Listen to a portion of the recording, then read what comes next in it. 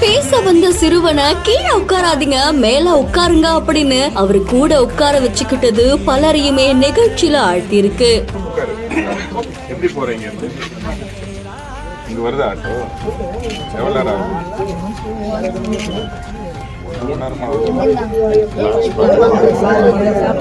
கிராம மக்களோடு கலந்துரையாடி மக்களின் நாயகனாக மாறிய மாவட்ட ஆட்சியர்.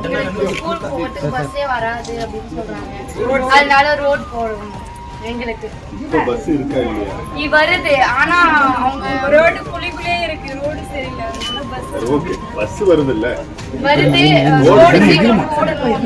அதனால தண்ணி பக்கத்துல நிறுத்துறாங்க பஸ் அப்படின்றாங்க. எந்த ரோடு? குழந்தைகளுக்கு நல்ல உணவு கிடைக்குதா, ரோடு எப்படி இருக்கு, பஸ் எல்லாம் சரியா வருதா அப்படின்னு மக்களுடைய குறைகளை கேட்டறிஞ்சிருக்காங்க. திருப்பத்தூர் மாவட்டம் நாட்டரம்பள்ளி அடுத்து இருக்கக்கூடிய கத்தாரி ஊராட்சியில மாவட்ட ஆட்சியர் தர்பகராஜ் அவர்கள் கிராமத்துல முகாமிட்டு இருக்கக்கூடிய பல்வேறு இடங்களுக்கு போய் அங்க பார்வையிட்டு இருக்காங்க.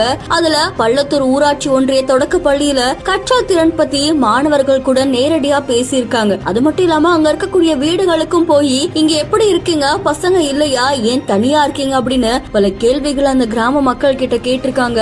நல்லா படிங்க, நல்லபடியா இருங்க அப்படின்னு அறிவுரையும் வழங்கியிருக்காங்க. அது மட்டும் இல்லாம ரேஷன் கடையில பொருட்கள் எல்லாம் ஒழுங்கா தராங்களா, மக்களுக்கு எல்லாம் சரியா போதா அப்படின்னு மக்கள் கிட்ட அவங்களுடைய குறைகளை கேட்டறிஞ்சிருக்காங்க. இங்க ரோடு சரியா இல்ல, அதனால பஸ்ஸ தூரமா நிறுத்திடுறாங்க அப்படின்னு சொல்லும் போது அதுக்கு உடனடியா நடவடிக்கை எடுக்கிற விதமா அங்க இருக்கக்கூடிய அதிகாரிகிட்டயே பேசியிருக்காங்க. இந்த காட்சிகள் சமூக வலைத்தளங்கள்ல வைரலா பரவிட்டு இருக்கு. அது மட்டும் இல்லாம அங்கன்வாடி மையத்தை ஆய்வு செஞ்ச ஆட்சியர் குழந்தைகளுக்கு வழங்கக்கூடிய அந்த உணவுப் பொருட்கள் தரமா செய்யணும் அப்படின்ற மாதிரியும் சொல்லியிருக்காங்க. இந்த செய்தி இப்போ சமூக வலைத்தளங்கள்ல வைரலா பரவிட்டு இருக்கு. இந்த செய்தி தொடர்பான உங்களுடைய கருத்துக்களை கமெண்ட்ல சொல்லுங்க. மேலும் செய்திகளுக்கு பிஹைண்ட் ஃபாலோ பண்ணிக்கோங்க.